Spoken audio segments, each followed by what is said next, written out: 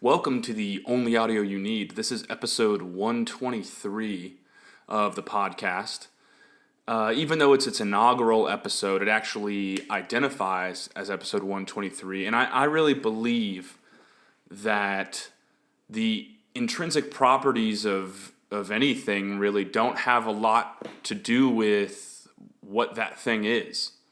So this being the inaugural episode doesn't really matter. I mean, I believe that it should be called episode 123.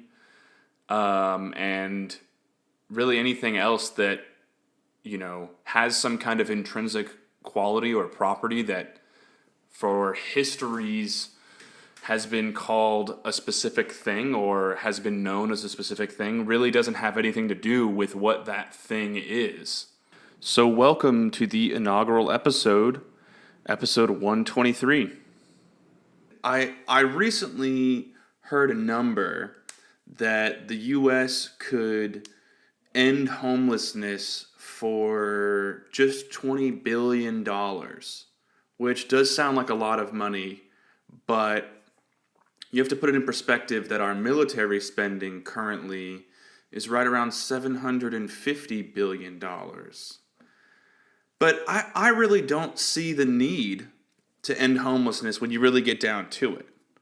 We really should be spending more money on the military. I think that the military should honestly look like they're trying to help the Avengers. Because, if you think about it, what would the lack of homeless people do in a war against Galactus or Thanos? How is that really going to save humanity? The current U.S. military budget would probably only be able to handle the threat of something like the first Avengers movie. But we really need to think about the possibility of endgame type scenarios. Maybe even more so, since we don't have an Avengers-like team to fill in some of those gaps. I just don't understand how we can keep making shitty multi-billion-dollar floating fortresses that patrol the world's seas and have the firepower to level almost any country on Earth. That should not be our focus. The seas become obsolete so quickly once the aliens arrive with interstellar spacecraft. We need multi-trillion-dollar flying death machines that can and will level planets. At this point, I'm kind of thinking that our safest option would be to have a crossover-like scenario between every Marvel movie and every Star Wars movie when it comes to defense. We need like a Death Star type defense apparatus, ideally larger than the moon, that is equipped with thousands of military personnel enhanced with genetic manipulations or some shit that turns them into Master Chief super soldiers. I can't fathom why we aren't spending all of Earth's resources on something like this. We need stronger weapons. I just don't understand. What does it matter if your grandmother has no savings at 80 years old because she can't afford her glaucoma medication? What does that really matter? She isn't going to do anything in a fight against the real Marvin the Martian. What does it matter if Flint still doesn't have clean water and if China is engaged in ethnic cleansing? Combating these issues will not stop our inevitable destruction by an alien threat. Frankly, we should forego all those concerns and at the very least double our military spending. Currently, we're not even at historic military spending highs. We were dropping more cash fighting tribes in the deserts of Iraq. I understand that it's often easier to sell a war against the Middle East than a war against aliens. But, after the successes of the Marvel franchise, I think that the American people are ready.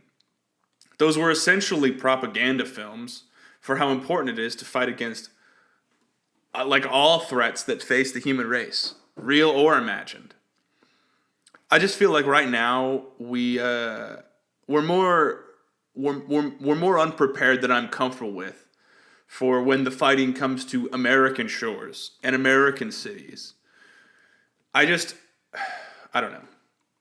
These days there's so much stuff bleeding out of the Pentagon and out of, CIA departments about how there is legitimate, credible evidence that the aliens are already here. How how are we not motivated? How have we not moved our society closer towards a state of total war? How has the economy not shifted to producing only military necessities? How is anyone working in a service industry not fired immediately and put into a factory producing space age weapons designed by Jeff Bezos and Elon Musk? I frankly think that if you're not working for Jeff Bezos or Elon Musk right now, you should be put into jail. You should be contracted into mines to pull lithium and other necessary metals out of the earth for the coming fight. And I mean, I understand that like the world has been changing in that direction over the past 20 years or so. We've really kind of pushed our society towards, chattel slavery for your wages and for shitty living conditions that only keep you alive and not much more. But I really don't think it's been quick enough. We should be producing more pharmaceutical drugs that allow people to not throw themselves off of buildings when they start to lose interest in their munition producing job or their spacecraft, spacesuit producing job that they're inevitably going to have.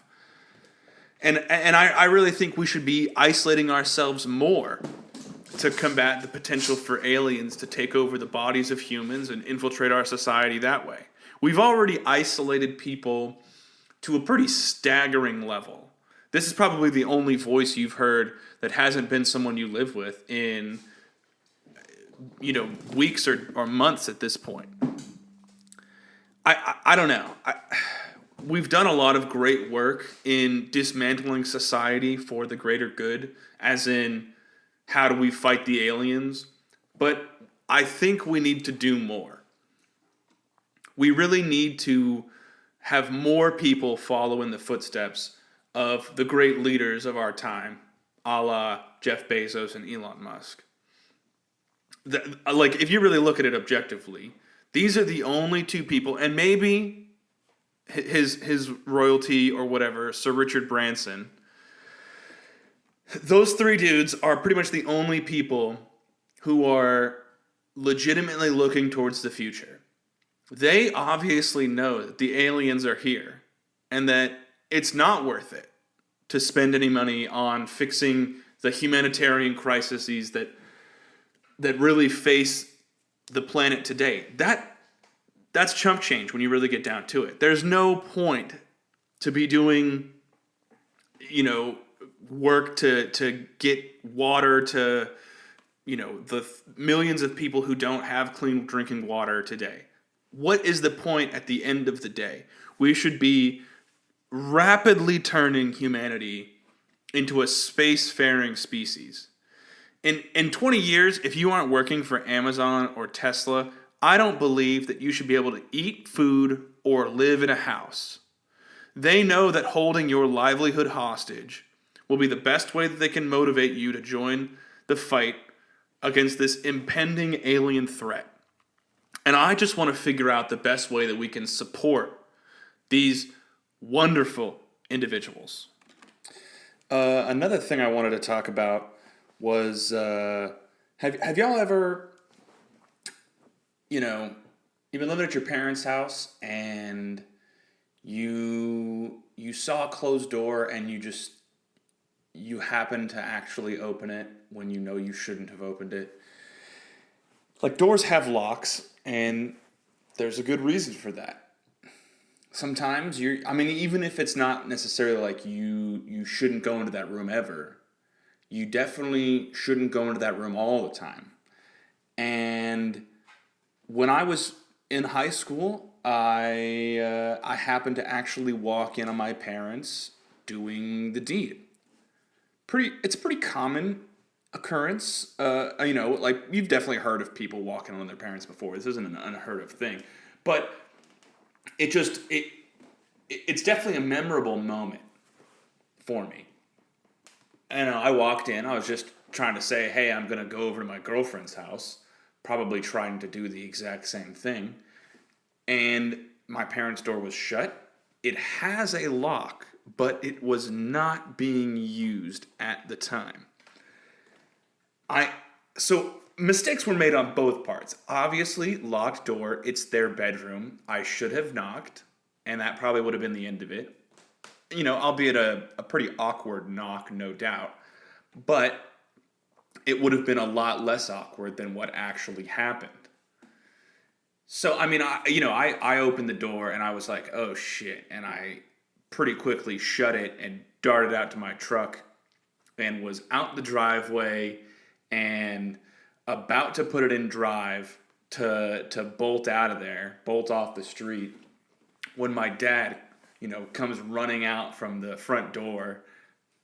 And it was like a cartoon. This dude is still, fixing up his belt on his pants as he's bolting out of the house. And he just comes up to my window and he's like, what did you expect your mom and I to stop? And I was like, well, I don't know, you're old. But, he's 40 years older than me. So he's probably like 55 at the time or and I guess not 55. He's like almost 60 at the time. And, at the end of the day, I don't know if it was a totally bad thing. As weird as that sounds.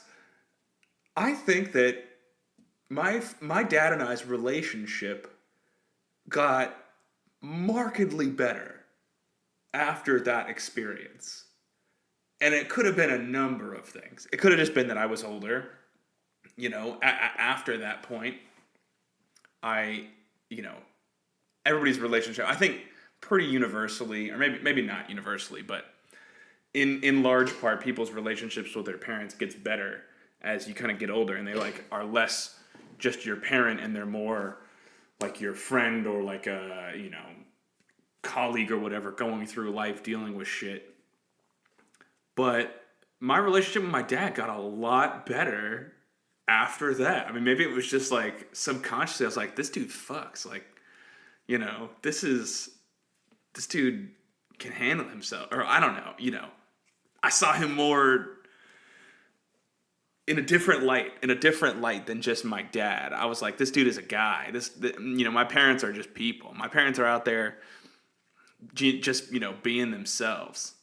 Also, I've always had this question, because people always talk about, like medicinal marijuana and how, it should really be treated more as a medicine, or it has at least medicinal qualities or beneficial qualities. And one of the things they really cite is like, why is everybody on, pain medications or anxiety or depression medications when they could just, consume a little THC and they'll be all right. But my real question is, does, the anxiolytic properties of marijuana or of cannabis, can't be using that outdated racial term these days. Does the anxiety reducing properties of cannabis last beyond your high? Like, obviously, when you're high, you probably don't have... unless, there are cases, of course, where people, like, smoke weed or whatever, take an edible, and they just, like, have a full-blown, fucking panic attack. But does the anxiety-reducing properties exist, after you're high? Like, Jimmy, smoked some weed on Tuesday, and he's been telling me that he hasn't had any anxiety for the rest of the week. Like, is that how that shit works? Because, if it's just like, oh, yeah, Jimmy is high, or I'm high right now, I don't really feel a lot of anxiety.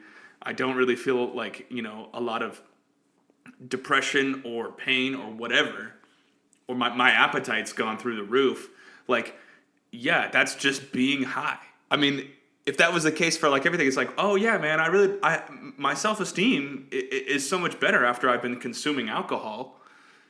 You know, it doesn't necessarily last the following day, but while I'm shit-faced, I feel great. My back pain is reduced. My anxiety is gone, almost gone. I'm so much more personable, social, extroverted.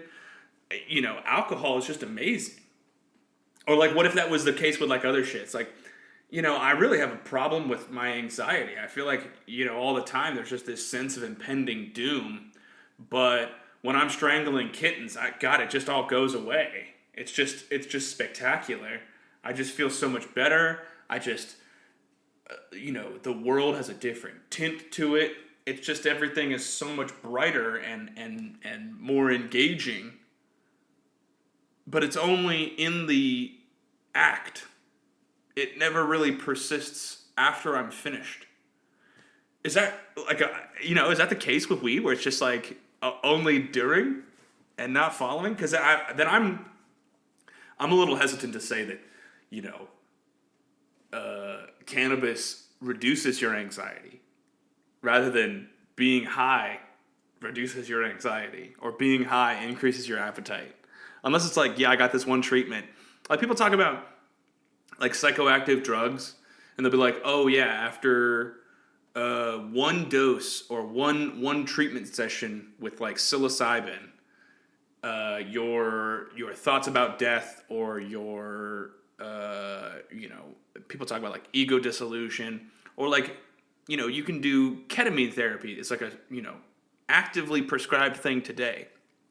And the depression reducing effects of ketamine therapy persist beyond just the high, which I don't know if that's how it works with weed.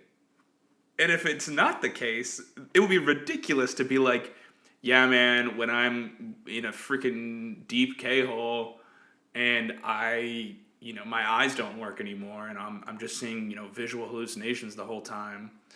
I really feel a lot better. My depression really isn't that bad. But the second I get out of it, I go into a freaking deep existential depression and I'm, you know, contemplating suicide actively. But when I'm in the K-hole, bliss. Everything is, and that's just like, well, yeah, you're a crackhead at that point. You know, why don't, like, if your entire existence has to you know, revolve around you only feel good while you're heavily under the influence of drugs, like that is, I don't know if that's a sustainable way to live. Maybe it is, but that just makes me think that almost anything, if it, you know, causes a little bit of relief in the act, wouldn't that be like equally as medicinal as ketamine or as cannabis? I don't know. Maybe not. Moving on, though, I just wanted to bring up the topic of, and it's a bit touchy, of eugenics, but not in like a Hitler-y way. Like, modern day, people talk about like, well, what if we just clipped out the gene that caused Huntington's disease? What if we just clipped out, a gene that causes blindness or some shit? And I've gotten a little bit of resistance personally from, like, what if you could just like figure out the genetic foundations for like deafness and you just clipped out people being deaf and that was just the end of deafness for humans. And there's been some concerns like, well, you know, the deaf community is a pretty proud community and they don't necessarily think that their life is any worse being deaf or like any less fulfilled being deaf than, you know, a hearing person's life. But it's just like if you had a child and they were born deaf and you gave them a surgery or like a zero risk, because people always bring up like, oh, yeah, well, surgery always has its risks. It's like, well, relax. Okay, this is kind of just, there's no like perfect fix for deafness currently. I mean, cochlear implants do a lot of work, but there's no perfect fix for just being deaf in a lot of cases. And so it's just like, is it a bad thing to get rid of like random genetic variabilities that are like really detrimental to people's lives? Like, for me personally, I've always had the wonder, how long would it take to breed attached earlobes out of humanity? Because I just fucking hate them. How long would it take for us to just, I mean, it's not that common, but like, Jesus Christ, it looks obscene, to say the least. And I mean, there's no way that it's like a little pocket on their head. There's no way that those people are cleaning behind their ears to a sufficient degree. I mean, that shit probably just festers back there. And it's just like a bacterial cesspool living on their face. I just don't get how we've really allowed humans to just have attached earlobes for this long. We should really just be like excising that from humanity. And I really don't think it would take all that long. I mean, you either sterilize people that have attached earlobes and don't allow them to breed. They can still have children. You can adopt some regular earlobed children, God's children, more like. And I really don't think it would take all that long to just get rid of attached earlobes in general. Or like, if you would like to keep living and you have attached earlobes, just get this surgery. I'm sure it's a pretty simple. A plastic surgeon could do that in like 5 minutes. Just clip the attached earlobe. I mean, it's unsightly. It's disgusting. And I think people would be more attractive in general if they didn't have attached earlobes. I mean, this is the same argument people use for circumcision.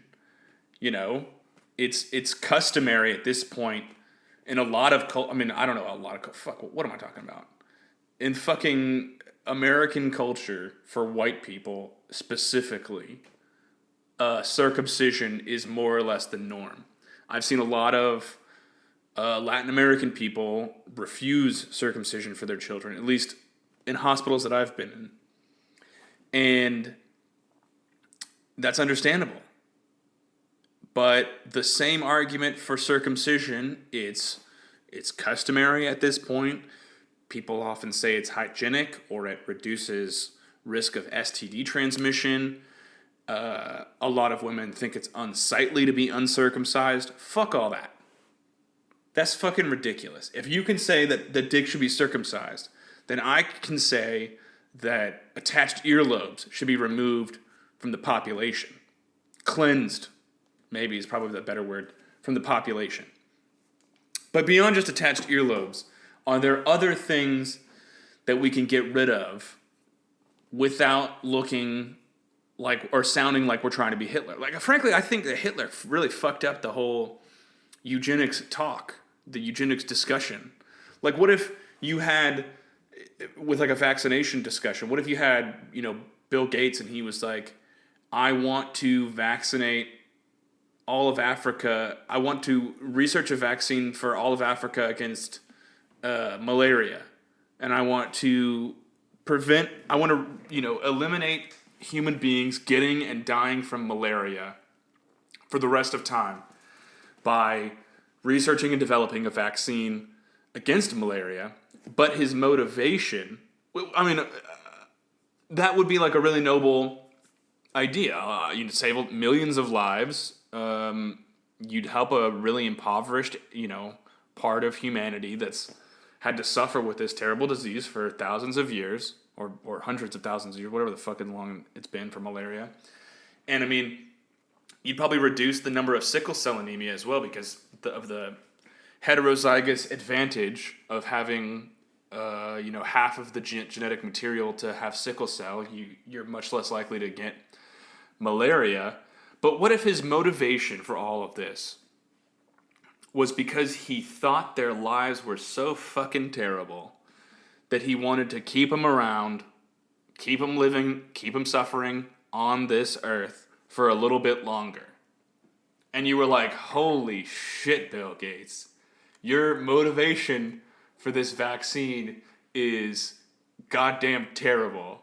And I cannot believe that you want to do this for that motivation. Pretty spectacular feat. You know, wiping malaria off the face of the earth would be a miracle, to say the least. But if that was the motivation, that might fuck up the whole discussion for why you want to do it.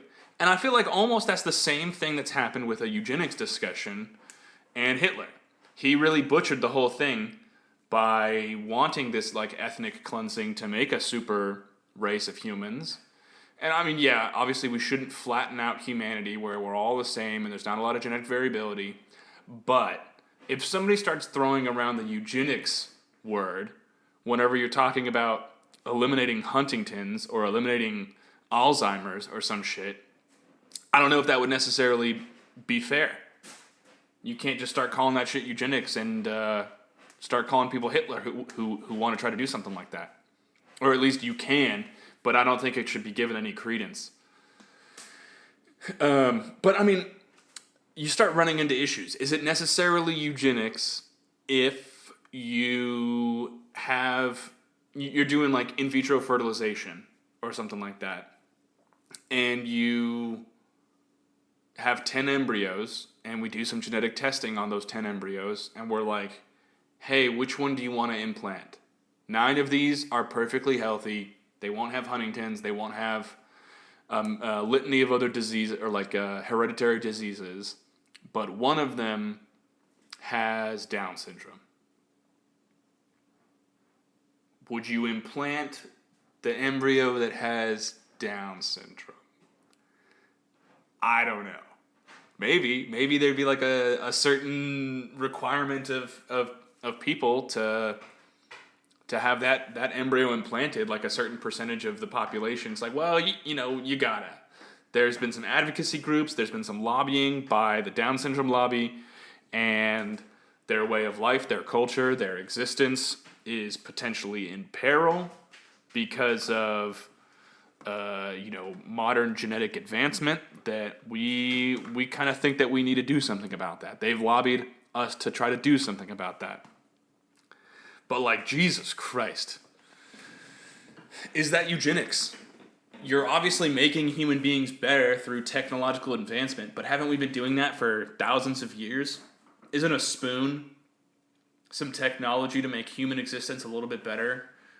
I mean, isn't Elon Musk's Neuralink some technology to make human existence a little bit better?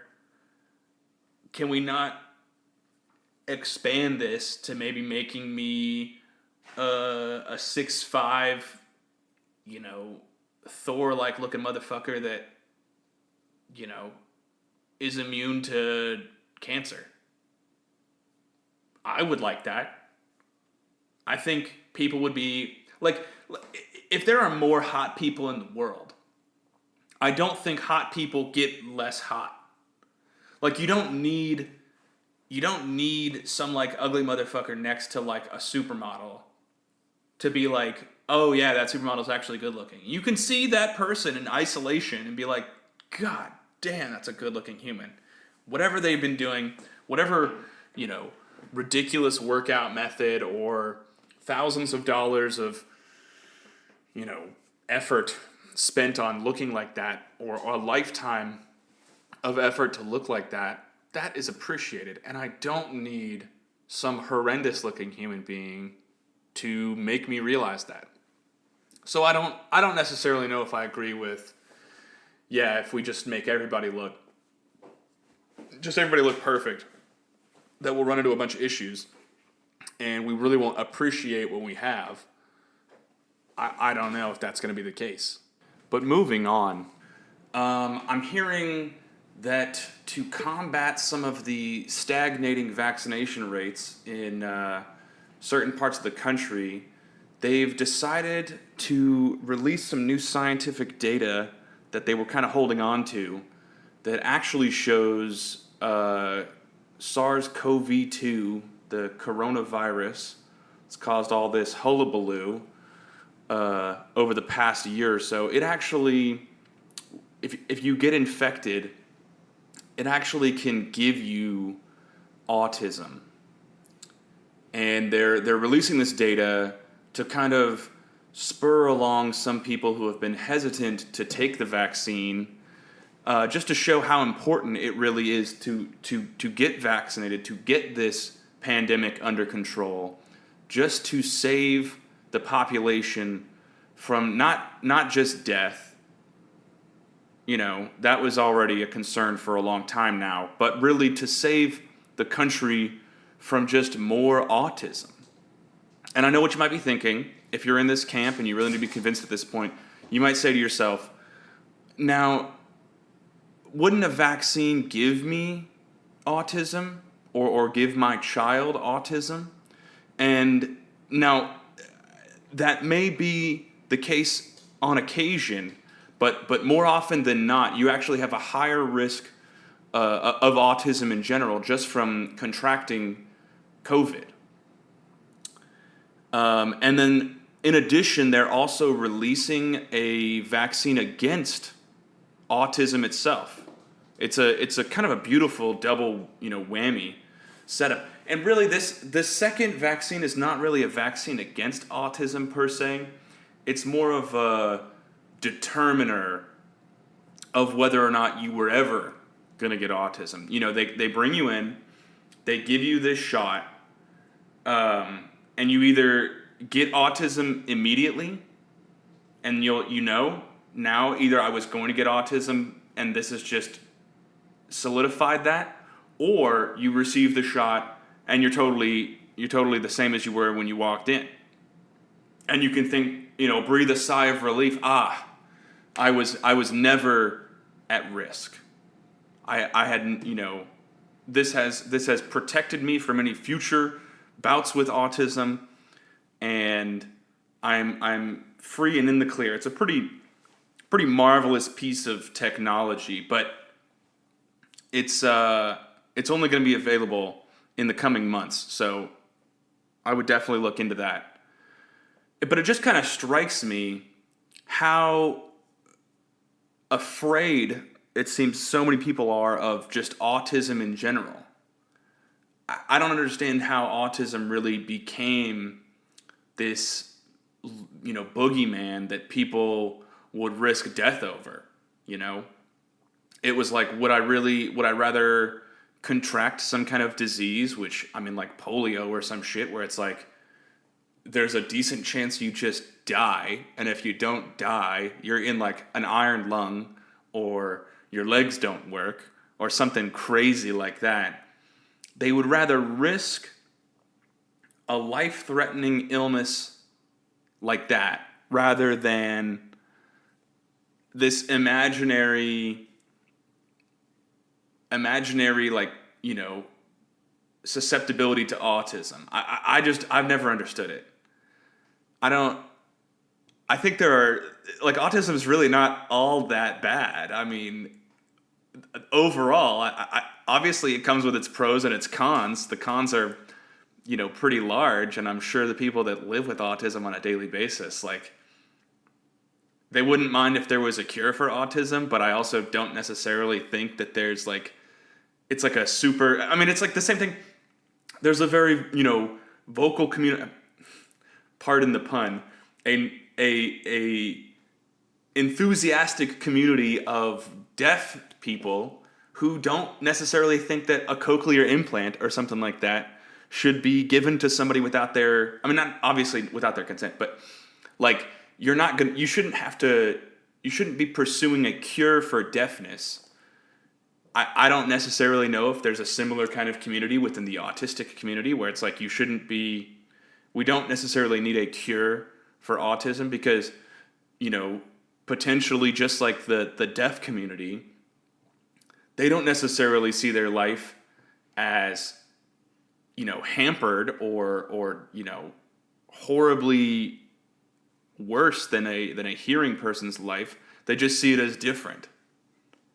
And I understand to a certain extent that view. We all shouldn't necessarily be the same exact people. We all shouldn't. But I don't know. I just, especially in this day and age, it almost seems like autism might be the next step in humanity. I mean, post-pandemic, how technologically isolated everybody has become. You know, we all just communicate pretty exclusively through screens, where it's safe and where we should stay. Having a little tinge of autism might not be all that bad. I mean, you're probably going to be more successful in like a technological field. I don't know. Maybe if you get a little bit of coaching for an interview, like a job interview or something like that, you're going to be pretty much all right. So I don't know. I have just known, so many very successful autistic people. Or if you're just on the spectrum a little bit, and I know we're all on one spectrum or another, but it just seems like if you're on the spectrum a little bit, there's some pros and some cons. Pretty undeniable that there's some pros and some cons. But anyway, all I'm saying is, if you don't want autism, if that is something that you are interested in not having, I would suggest, based on this new research that's coming out, going and getting the COVID vaccine to protect yourself and your children and your community from the threat that is autism. But onto other matters. I really just wanted to speak to one thing that's pretty central to humanity, since its beginning. I mean, all things really, is how do you make more people? How do you make more, elephants? How do you make more, bacteria? How do you make more of any living thing? You gotta, typically you gotta make babies. And humans have been making babies the same way for thousands of years. And it just strikes me, how in the world have we not figured out a better way to do this? I mean, there have obviously been improvements here and there. We've got the C-section whenever, a pregnancy becomes complicated. But just the production, a woman getting pregnant these days is literally typically it's just some dude blowing his load in a woman. Or some woman receiving a load from a dude. I mean, so rarely is it a fully intentional, pregnancy. It's just like, yeah, we're trying for a baby, but yeah, maybe one of these nights things will work out. Maybe one of these afternoon delights will produce something prolific. But how in the world does a human life not deserve a little bit more intentionality than that? How is the creation of human life not gotten to a point where it's like, yeah, we figured it out. If you want a baby and you want it to be, half this person and half that person, we can do it. We can do it perfectly when you want it. We will know exactly how everything goes. I just don't understand. I frankly believe that this should become a more normalized thing, a greater concern to the medical community, that there really shouldn't be accidental pregnancies anymore. And I know what you're thinking. Yes, abstinence only throughout all of high school and college, and up until you've gotten to the point in your life when you really think that you're at the life stage to handle a child. What the fuck is that? No. I have been an advocate for this for many years now, but I believe, personally, I wish I was given this choice when I was 18, to just get a vasectomy. Take the venom out the snake early.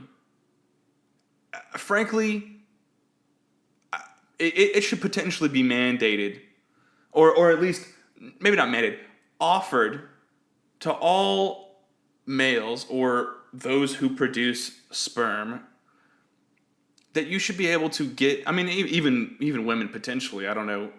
Obviously this all gets really complicated when you really break it down, but you should be able to, surgically lose the ability to produce children, a la vasectomy, at a pubescent stage or later. Like if my dad sat me down at 18 years old and he was like, hey, I got this great offer for you if you're interested. You go put a couple of swimmers in a cup. We'll put it in the back of the fridge. Leave it there until you're ready. And you can go get a vasectomy today. And, I mean, really all you got to worry about at that point, I mean, the only reason that the condom industry would be around is just for STDs. Birth control, out the window. What's the point? Maybe a woman wants to get some birth control just to regulate her flow. I know that's a pretty common usage of birth control, but it's like no need to have that shit up to a high enough dose to really affect, implantation or anything like that. Let's just completely stop unwanted pregnancies. Let's bring a little bit more, autonomy and agency to people trying to produce children. If my dad sat me down, and frankly, I wouldn't have minded this, and I might honestly still do this to this day. Just get a vasectomy now, and for me, I would like to have a child. I would like to not be able to have a child until I am in a financial situation where I could afford IVF. Or, I mean, if this is in like 10 or 20 years, maybe they've got a cheaper alternative, or, I can just roll the dice with a turkey baster or what have you. But I really don't think it would be that bad of an idea to only be able to, at least for personally, only be able to produce children once I am financially stable enough to be able to afford some kind of artificial insemination. And this obviously might run into issues if you really expand this to kind of like a nationwide scale. Obviously, this wouldn't be able to be some kind of mandate, but just like an opt-in government program. I don't see how this thing doesn't pay for itself within 10 years, maybe even less. Eliminate all unwanted pregnancies. Eliminate women having to, birth control being like a real option of, planning Planned Parenthood, I guess. I wouldn't even be surprised if Planned Parenthood and the pharmaceutical industries that produce birth control, or I've heard rumblings of potentially a male birth control coming out in the near future. Those companies would go out of business so fast if you just, and yeah, the surgeons would go through the roof, but a vasectomy is a pretty simple procedure all in all. You could just eliminate women having to take hormones every day, taking a pill every day as their preferred form of birth control. You just eliminate that entire process, that entire industry, in lieu of dudes just getting vasectomies when they want. I don't see how that is a top to bottom win. And yeah, even if you really wanted to produce a child like the natural way, there's a pretty high success rate on reversing a vasectomy. So just, why can't there be a government program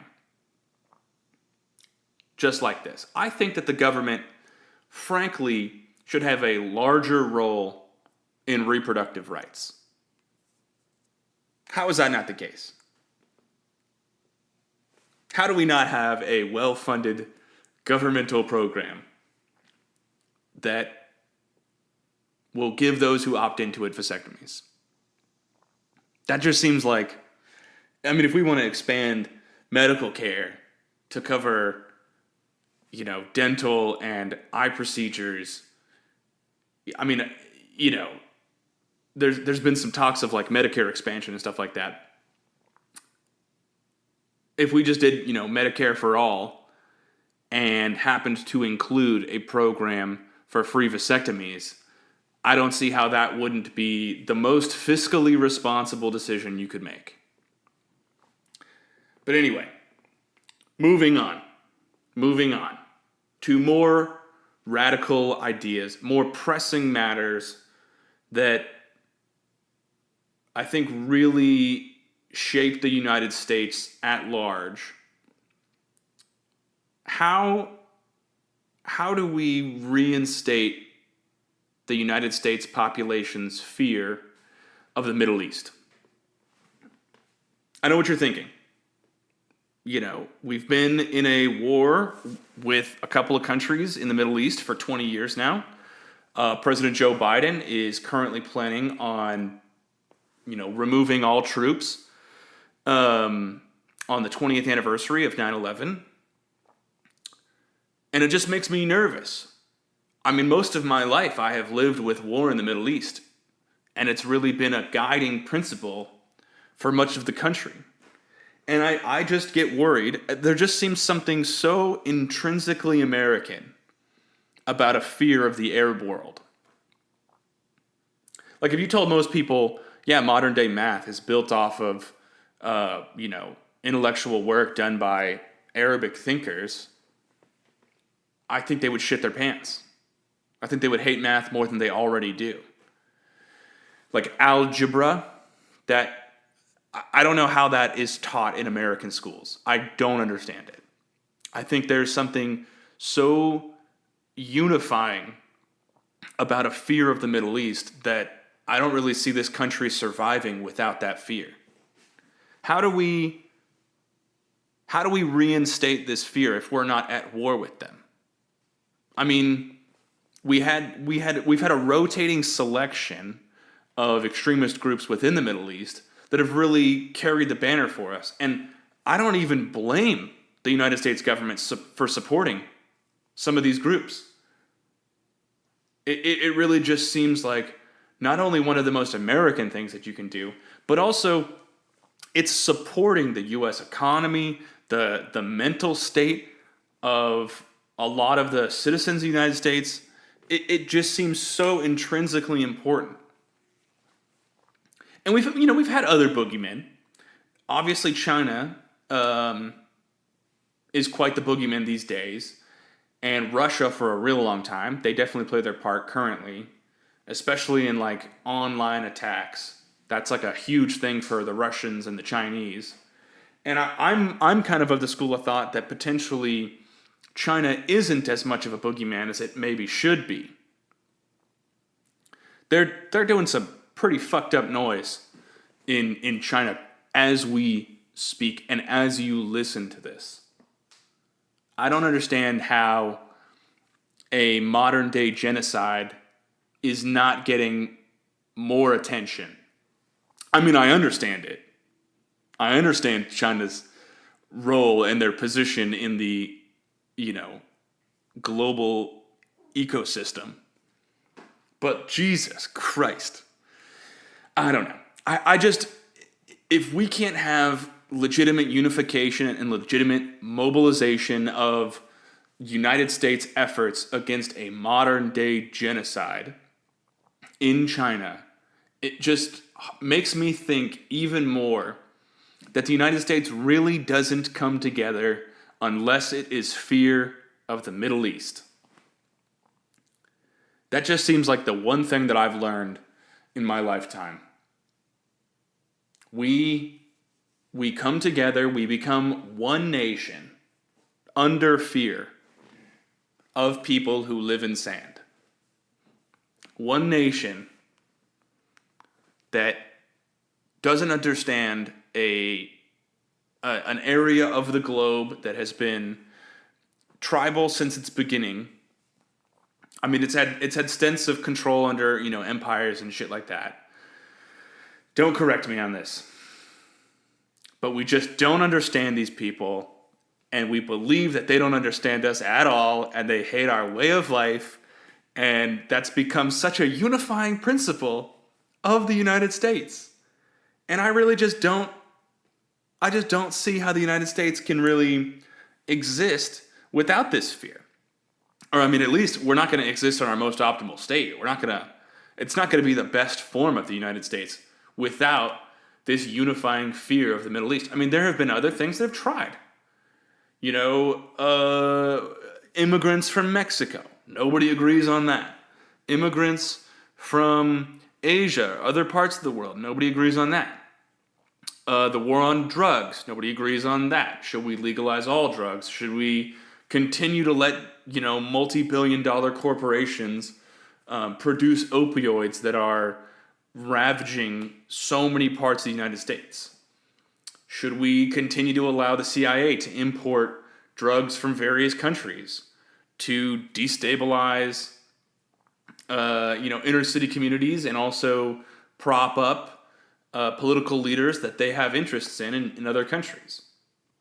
Nobody agrees on any of that. Is it really do we just need to just decide that Putin is the biggest enemy that we can have and just mount a unifying, fear-mongering campaign? I don't know. And we've had this pandemic. So much controversy, unsurprisingly around this pandemic. But even that we haven't been able to agree upon. There's been no unification of the country, no one nation produced by a global pandemic. And that again reinforces this idea that the Middle East is the fear that we need. I don't know. If it comes out one day that this emerging theory that China intentionally or accidentally produced COVID-19, that could have some kind of implications on a fear that we need as a unifying force. But I'm skeptical. Is there some way that we could have the next pandemic be produced by the Middle East? Is there some way that, people who don't have a functioning scientific community could produce a virus or bacteria or parasite, what have you, misfolded protein, I don't know, that brings the world economy to its knees? Why can't that be the case? Do you know how fast the United States economy, do you know how fast the citizens of the United States would rally together to defeat a threat like that? It really is the fear that we need. And I just don't know how the United States is going to function without such a fear.